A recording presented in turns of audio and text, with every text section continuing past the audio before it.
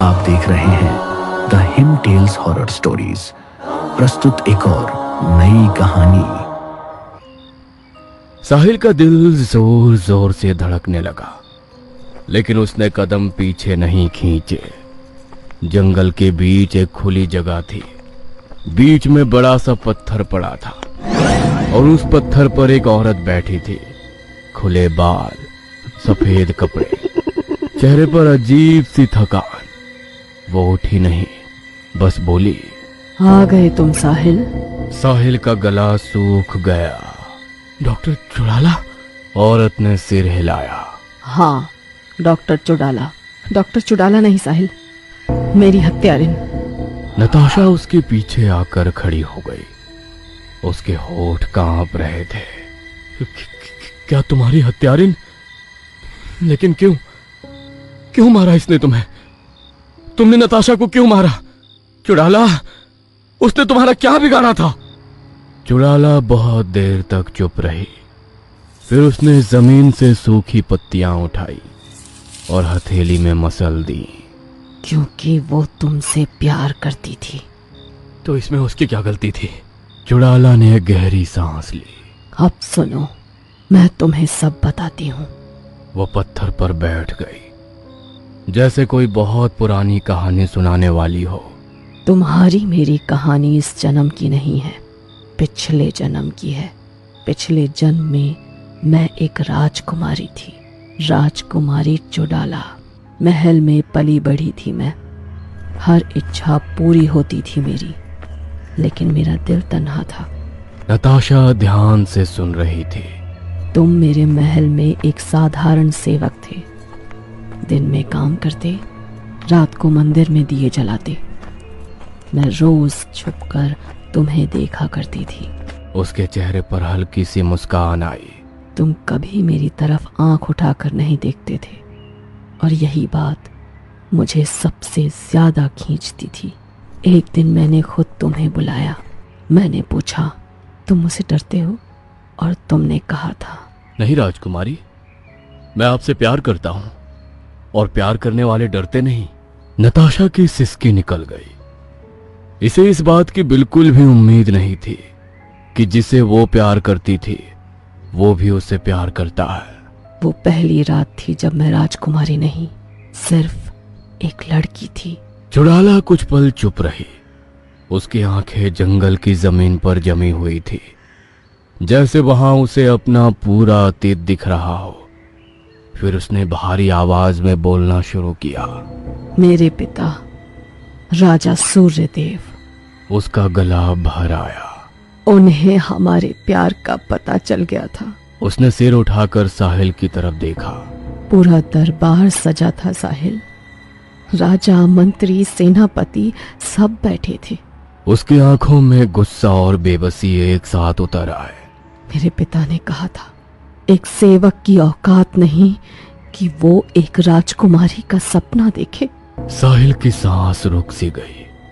चुड़ाला की आवाज अब कांप रही थी। उसी दरबार में मेरे सामने। उसने पल भर के लिए आंखें बंद कर ली। तुम्हें घसीट कर ले जाया गया।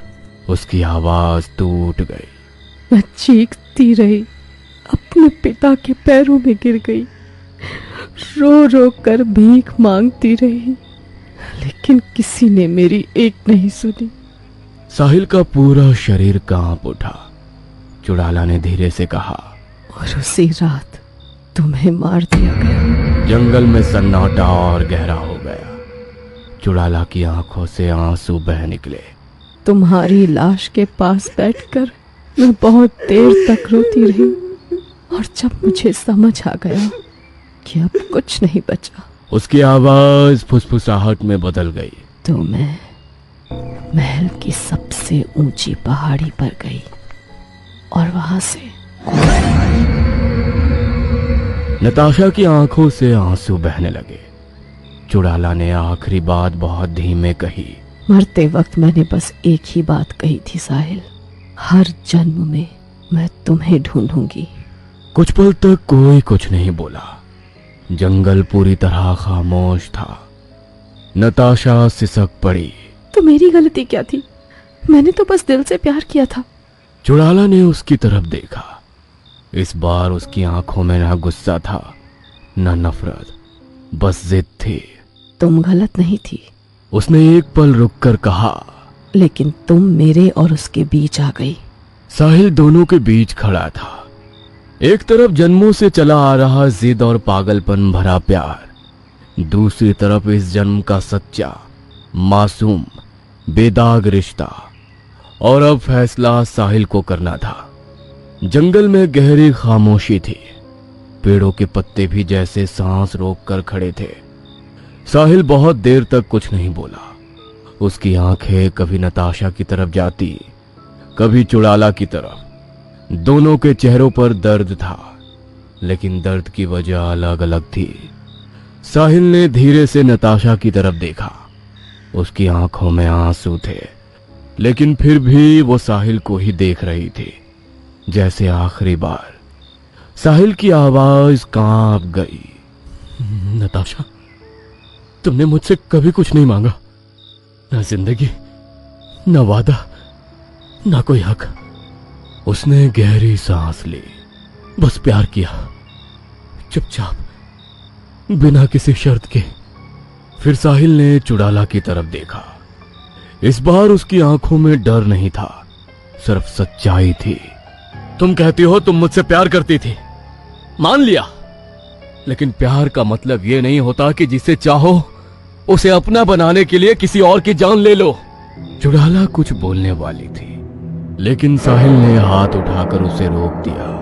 प्यार का मतलब होता है अपने प्रेमी को खुश देखना।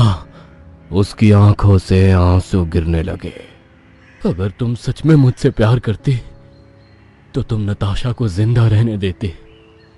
माना वो भी मुझसे प्यार करती थी, लेकिन प्यार कोई जंग नहीं होती। उसकी आवाज भर आई। प्यार बलिदान का नाम होता है चुड़ाला, कुर्बानी का। तुमने बलिदान नहीं दिया, तुमने तो उसी की जान ले ली जिसकी मुस्कान में मेरी जिंदगी बसती थी। नताशा फूट फूट कर रो पड़ी। उसने साहिल की तरफ हाथ बढ़ाया। साहिल ने उसकी तरफ देखा और हल्की सी मुस्कान दी। वो मुस्कान जिसमें दर्द भी था और सुकून भी। मैंने तुम्हें खोया है नताशा, अब किसी और को खोने की ताकत मुझ में नहीं बची। वो धीरे धीरे पीछे हटा। चुड़ाला की आंखों में पहली बार घबराहट उतरी। तुम क्या करने जा रहे हो? साहिल ने पलटकर आखिरी बार कहा। जिस प्यार में किसी की जान चली जाए वो प्यार नहीं, वो सिर्फ जिद होती है। इतना कहकर साहिल मुड़ा और जंगल से बाहर की तरफ दौड़ पड़ा। नताशा चीखी, साहिल, साहिल रुक जाओ। लेकिन वो नहीं रुका। जंगल के बाहर सड़क थी, अंधेरी, खामोश। साहिल दौड़ते दौड़ते सड़क पर पहुंचा ही था कि एक तेज रफ्तार गाड़ी ने उसे टक्कर मार दी। साहिल दूर जा गिरा। सड़क पर खून फैलने लगा। उसकी आंखें खुली थी, लेकिन अब उनमें दर्द नहीं था। दूर जंगल के किनारे नताशा गिर पड़ी और नताशा की आत्मा धीरे धीरे हवा में घुल गई। जंगल में खड़ी चुड़ाला सब देखती रही। उसके चेहरे से गुस्सा गायब हो चुका था। अब वहां सिर्फ खालीपन था। सदियों का प्यार एक पल में राख बन चुका था। और कहीं दूर सड़क के किनारे साहिल की लाश पड़ी थी।